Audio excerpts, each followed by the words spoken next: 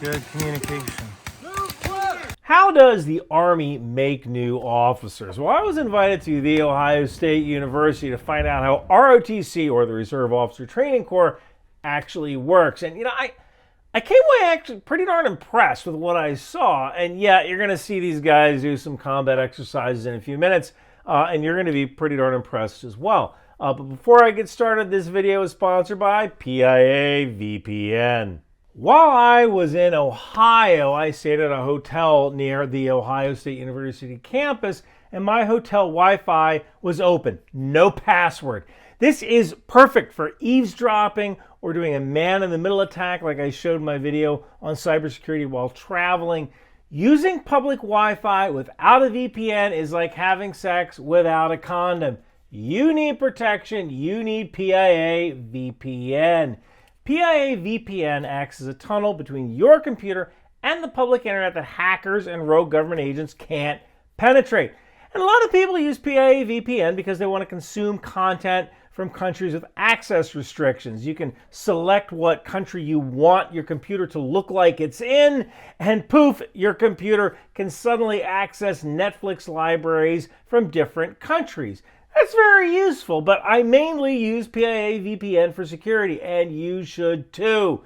So click the link in the description below or go to piavpn.com/Macbeth to get 83% off plus 4 months free. Now let's get back to ROTC. Now, an Army officer differs from an enlisted soldier because Army officers are leaders, planners, and decision makers entrusted with significant responsibility and authority. And unlike enlisted soldiers who primarily execute missions and specialize in technical skills or direct tasks, officers focus on managing operations, ensuring the welfare and readiness of their troops, and making strategic decisions. Now, back in like the 1800s, there were really only 3 ways of becoming a U.S. Army officer. You either went through the United States Military Academy at West Point, or you received a direct commission, which is usually reserved for technical specialists like physicians or lawyers, or you received a battlefield commission because your officer was dead and you needed new leadership to take their place. Now, additionally, state militias had their own kind of commissioning process, usually through state military schools like VMI or the Citadel, although some officers were elected or appointed by the state governor. But by 1916, with Europe in flames, the U.S. realized that we would need to become a part of this war. And if we got involved, we would need a heck of a lot more officers. So the Reserve Officer Training Corps, or ROTC, was officially established by the National Defense Act of 1916. The U.S. Army needs about 6,700 newly minted officers every year to keep up their numbers, and about 70% of those officers come from ROTC. We literally wouldn't be able to run the present-day U.S. Army without it. Now, ROTC isn't just a good deal for the Army. ROTC cadets who qualify receive a college scholarship. This means the Army pays your school tuition, plus about $1,200 a year for books, and about $420 per month as a stipend. You also get all your uniforms and equipment for free so you can do training. Now, let me tell you about this training. First off, you can actually join ROTC without signing a contract. It's a way of getting a minor degree in military science, and there's no obligation to become an Army officer. So if you're actually curious about the military, it's a way of trying the military on for size to see if it's for you. Now, first-year cadets spend 1 hour a week in a military science class. They also have to attend a lab where they might learn basic weapons handling, plus they have to do physical fitness 3 days a week. And by the way, these labs are actually run by senior cadets, not Army instructors. In your second year of college, you attend 2 classes plus 1 lab, and you'll have the opportunity to attend overnight field training exercises. This is what I went on when I visited the Ohio State, where you get to put your knowledge to work by learning how to move and operate as teams, squads, and platoons. Now, your third year is where things get interesting. If you choose to sign a contract, you'll have an opportunity to go to cool guy schools like Airborne or Mountain or Air Assault School. But if you don't contract, it's fine. You'll still get a minor in military science, but you'll also get something else. You know, the commander of the Buckeye Battalion of ROTC at Ohio State, Lieutenant Colonel Spiker, said, "You're going to be a leader for the rest of your life." And you know, that's a pretty good deal even if you don't contract. I mean, businesses are always looking for leaders, and this is a fast track to becoming one. Now, these third-year students become leaders inside the ROTC organization. They'll develop plans, they'll lead lower-ranking cadets, they'll coordinate with cadre, basically run things. Oh, and one more thing. I actually didn't know this, but ROTC is actually a pathway to citizenship. I spoke with 2 foreign-born cadets, one from Haiti and one from the UK, who are trying to become citizens. Cadet Omar from the UK said, I had started pursuing that, and I had a lot of support from the cadre, both emotionally and with a letter of support to add to my file, which definitely sped the process along a little bit. And Cadet Fanor said, When I applied and I sent out the information, I said I wanted to be in ROTC. It was during COVID time, so that kind of helped getting the process move faster. Because coming from a country, a third world country who doesn't have a lot of opportunity, being in ROTC gave me a lot of opportunities after college, because otherwise I probably wouldn't even be able to go to college. So that helps me to pay for my college and also give me leadership skills that I can use in the outside world. you know, for a guy like me, whose family left sectarian violence in Northern Ireland, you know, this really hits home, because I never would have gone to college without the Army either. Now, at the end of your third year, all candidates go to Advance Camp, a 37-day exercise at Fort Knox, Kentucky, where cadets are pushed to their limit in field training exercise designed to evaluate their leadership ability. The cadets then enter their fourth year. Here's where they can bid for their branch. Now, this could be a video all on its own, but basically, cadets interview for the branch they want, whether it's infantry or military intelligence or engineers, whatever. They'll rank their choices, and then they're scored according to their academic record, physical fitness scores, and some other criteria. They compete with cadets from around the country for their branch slots. Now, there is one exception for this, and that is the field of nursing. If you were in the nursing program at college, you will become an Army nurse. And one interesting thing I learned is that at The Ohio State, only 160 nursing students are accepted into the program every year. And 10 of those slots are reserved for ROTC. So if you want to get into the Ohio State nursing program, applying for ROTC is a way in. And this may be the case at other schools as well. If you intend to go to nursing school, check with your college about their ROTC program. So in the fourth year of ROTC, you are now in a major leadership role. You help teach the first-year students during labs, and you also coordinate major exercises. You might even run a tactical operations center and be responsible for briefings and logistics. Then, the day after they graduate, the cadet becomes a second lieutenant in the U.S. Army. The next step is their branch school, where they learn their job and eventually go to their unit. But, you know, I know you waited all this time for combat footage, so let me give you the setup here. I attended an FTX, or field training exercise, with the first, second, and third year cadets of the Combined Joint Task Force of 3 schools, The Ohio State, Ohio University, and Capital University. So, in addition to running missions, these cadets had to gel and work with other cadets that they had never even met. That's hard. Add into it the fact that some of the cadets are first-year students who only have surface-level knowledge of military tactics.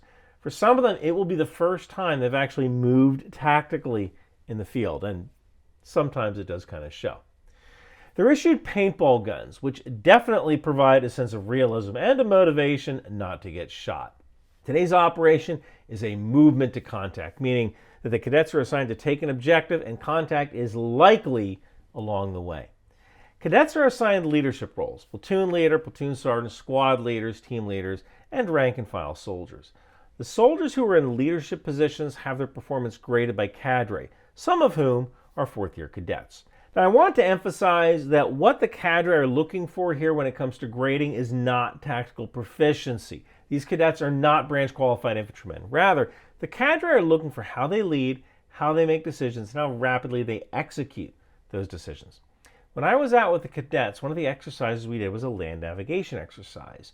2 of the cadets, a first-year and a second-year cadet, had to find 4 points with only a map and a compass, although they only needed 2 points to pass at their grade level. I walked the course with these cadets while filming, and I did not help them. They found 3 of the 4 points, but then they realized they might not be able to get to the 4th point in the time allotted, and if they didn't make it back to the start point in time, they'd fail the exercise. So these 2 young leaders decided that passing with 3 points was better than risking a failure with 4. So they returned to get their grade without visiting that 4th point. And this might seem like a small thing, but the ability to make tough calls in combat starts out by making the easy calls in training. And these 2 cadets made the right call. I'm really proud of them for that. Back to the move into contact. The platoon leader just received the mission from higher headquarters. The leadership makes a plan using cards and a small terrain model to make sure that everybody is on the same page. The radios are programmed with the day's frequencies, and the squad leaders return to their squads to brief their soldiers. Then the platoon picks up and moves toward the objective. It's been raining, and we move up and down muddy, slippery hills carrying heavy packs. It has been raining all weekend. It is miserable outside, but you know what? Nobody's complaining. They're all focused on the mission. As the platoon moves closer to the objective, the platoon leader gets a feeling they're about to enter a kill zone. They need to cross a low-lying stream with hills on both sides. It is the perfect location for an ambush. The platoon leader instructs her soldiers to drop their packs at a defensible rally point so they have more freedom to maneuver if they hit contact. Then they pick up and move again, their eyes searching for the enemy.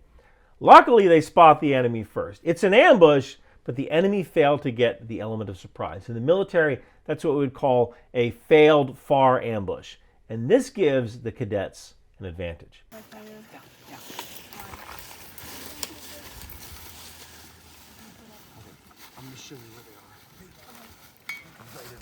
They come up with a plan to bound by squads and flank the enemy. Assault, get online! Assault, online!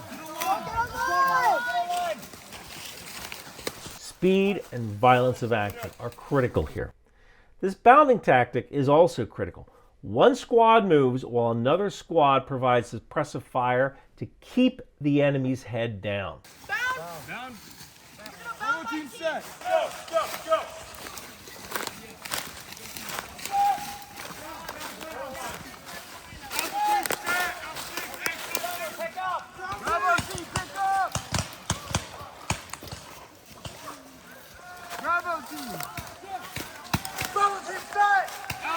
Pick up! Go!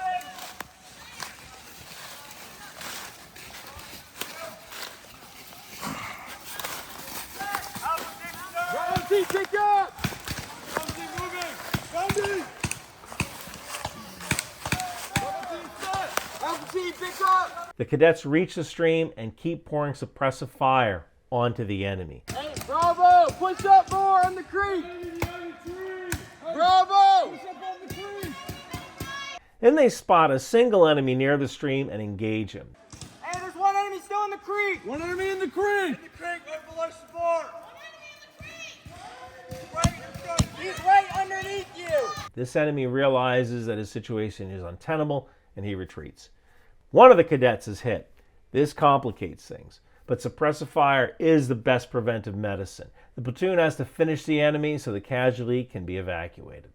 They push forward past the creek and assault the hill. With the hill secure, the casualty is treated and the platoon consolidates on the hill to prepare for counterattack, as well as search enemy dead for any intelligence. The cadre then end the exercise, and the platoon forms into a circle and conducts a hot wash, where they talk about what went right, what went wrong, and what they can do to improve. The leaders are given their grades by the cadre. They account for all of their equipment, and the new leaders are selected and the process begins again. They'll conduct 3 more exercises that day, and nobody knows when they're going to get picked for a leadership position. So after the exercise, they fire all the leadership, pick new ones, and start the new mission. In my opinion, these soldiers did as well as could be expected for a bunch of cadets who never attended infantry training. But again, this isn't about tactical proficiency. They'll get that once they get their branch school. It's more about how fast they can make a decision. And in this case, the platoon leader's decision to both drop their packs at an objective rally point and assault through a failed ambush actually worked well in their favor. What really blew my mind is that none of these cadets really had to be there. Especially the first and second year students who weren't contracted. While their friends were sleeping or playing video games, these cadets were working through the rain, in the cold, in the dark. Fraternities and sororities consider themselves to be brotherhoods or sisterhoods. But how many of your frat brothers would drag your wounded body up a hill under fire to save your life?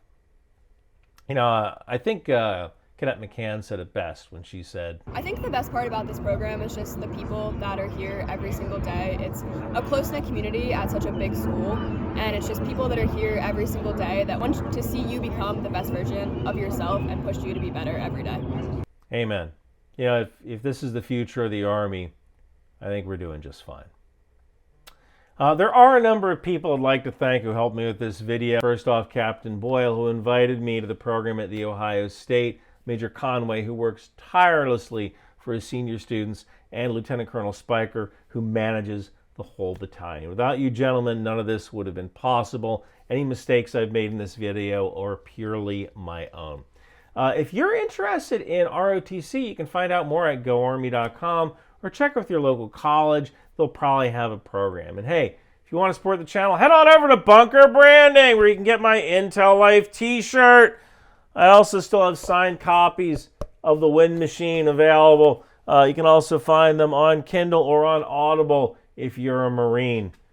And thank you guys so much for watching. It's me, Captain Bannon of the documentary Team Yankee. When I'm not kicking commie butts, I'm wearing t-shirts from Ryan Macbeth, available at Bunker Branding. Knife hands, HIMARS, landmines, Patriot, and even my favorite, the TOW missile. Mushna, we want t-shirt too. Take a hike, commie.